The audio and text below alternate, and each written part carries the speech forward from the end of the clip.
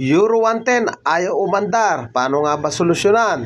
Kaya naman sa bidyong ito ay tuturo ko sa inyo step by step para matumbok natin yung eksaktong sira. Tanggalin na muna natin yung kanyang spark plug cap para ma-check natin yung kanyang high tension wire kung naglalabas ng kuryente. Yan o. Tingnan natin kung may kuryente. Tayo natin patadyakan. Magamit ako ng pliers, madalas akong nag-ground eh. O natin yung susi. May kuryente. Malakas. Malakas naman yung kanyang kuryente. Balik na natin. Yan. Lagyan mo dyan. Try natin panda rin. Yan. Try natin panda rin.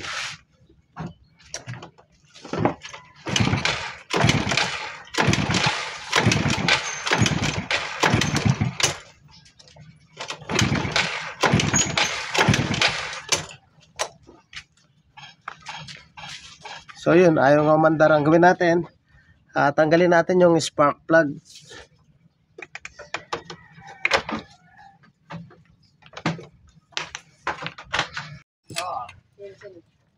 Yung gusawa ng ate akong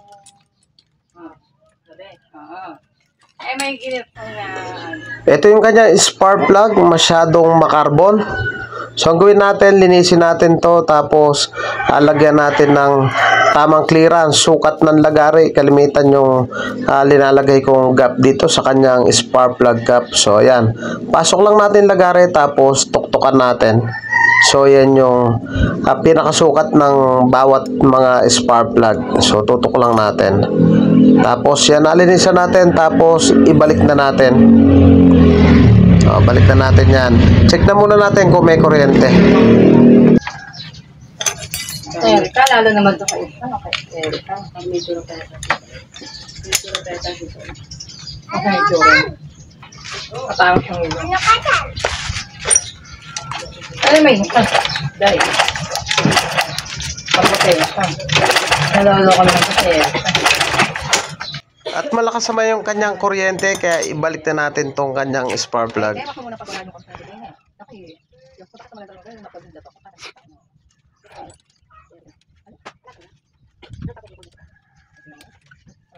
Hindi naman pala may kuha ka naman. Makakain pa dito pa kayo. Pati yung mga doon. Nakakain namin tanggal. Patanggal.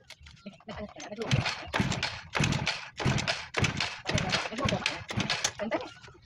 Ayaw pa rin umandar, automatic, carburetor na yung ating babanatan. Tanggalin lang natin yung kanyang air cleaner, 10mm yung dalawang magkabilang dulo. Yung screw dito sa papuntang air cleaner, tanggalin natin yung carburetor, tapos linisin natin yan. Possible na napakadumi na ng kanyang carburetor. Nakikita nyo naman, grabe yung kanyang putik. Ayan o, so baklasin natin to, yung kanyang carburetor. So marami naman tayong tutorial niyan paano maglinis niyan. Ang ginagawa ko lang diyan yung mga jettings, sinusundot ko lang ng wire brush. Ayan o. Baklasin natin yan o, napakakapal o. Linisin lang natin to. Pag ayaw umandar, may kuryente, automatic nasa karburador ang problema. O dalawang screw. Linisin natin yung mga jettings. Ayan. Mga padre, kung nais yung magpagawa at tagabataan lamang kayo, pwede po kayong sumadya dito sa ating shop. Dito lamang yan sa Pulo, Hermosa, Bataan. At tabing tulay lang po tayo mismo. Ito yung slow jet. Pagsusundot lang natin ng wire brush yan. Itong panundot kong to sa kable. Brake cable. So yan, hindi ko siya tinatapon. Ayan ang ginagawa kong panundot sa mga jettings dahil yung compressor natin nasira. So hindi dahilan na kahit wala tayong compressor, pwede nating linisan yung carburetor. So nalinisan na natin at naibalik na natin, try nating panda rin. May kuryente naman, naglinis ang spark plug, linis carburetor. Tapos linisin na rin natin yung kanyang filter. Try natin yung start.